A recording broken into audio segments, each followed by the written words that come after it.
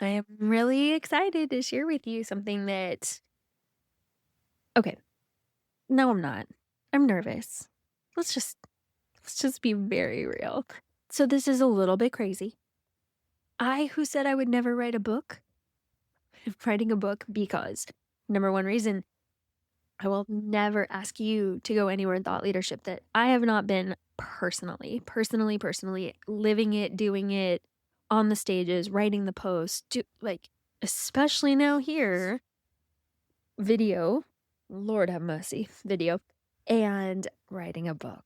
It's like there should be no frontier that I have not been down. The book is coming together and it's coming together in the weirdest, wonderfulest way possible.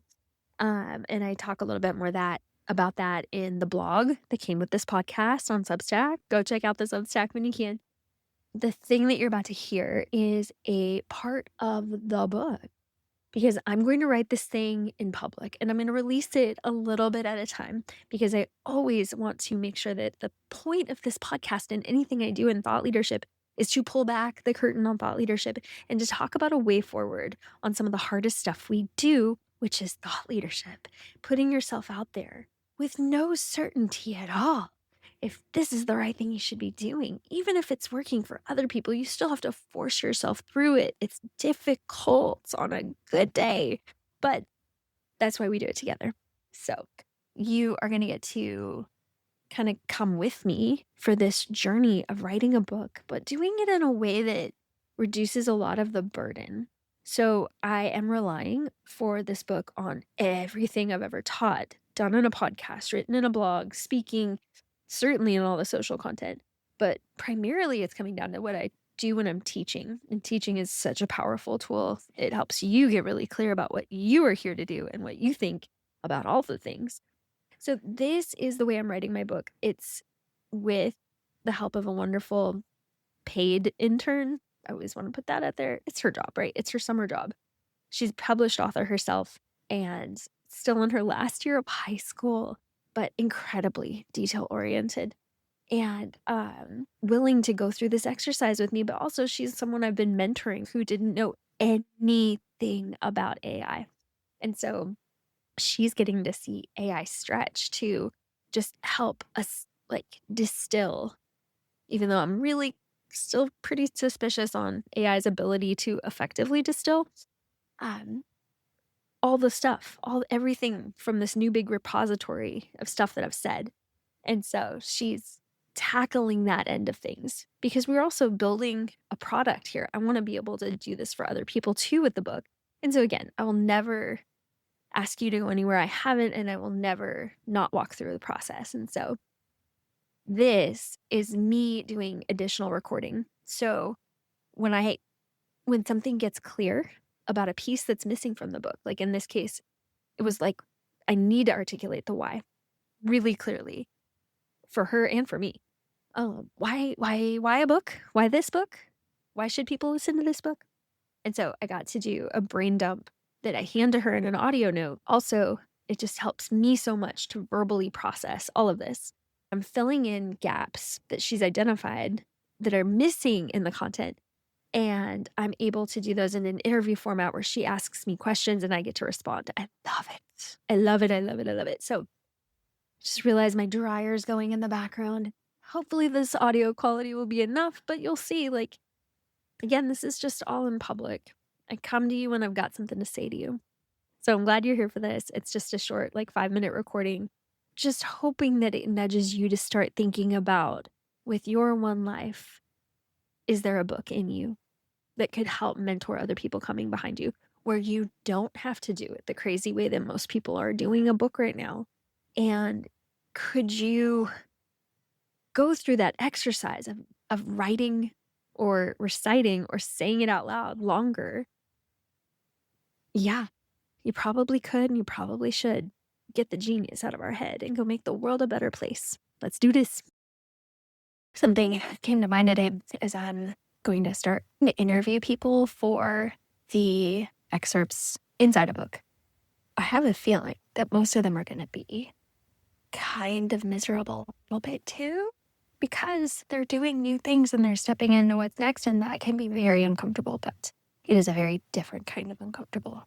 because you finally have the wind at your back. You finally feel like, hey, I believe in what I'm about to do.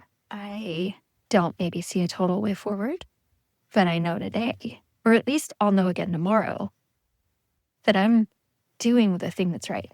The challenge is that you have no possible hindsight, of course, yet to look at. You're having to make big, brave, bold, interesting, confident moves all the time. It just is messy. But with your one life, what do you want to do? Sit back and just wait for things to happen? Play it safe? No, it can't win like that anyway, financially, in this day and age. The only people I believe who are going to be successful as the world changes are the ones who feel like they are more on the top of the wave than underneath the wave. They are trying to ride the wave. They are working on figuring out what it looks like to surf this crazy wave. And it may feel like it's 20 feet tall and they're looking down and they're just like, holy crap, this can't be right, can it? But what's the alternative?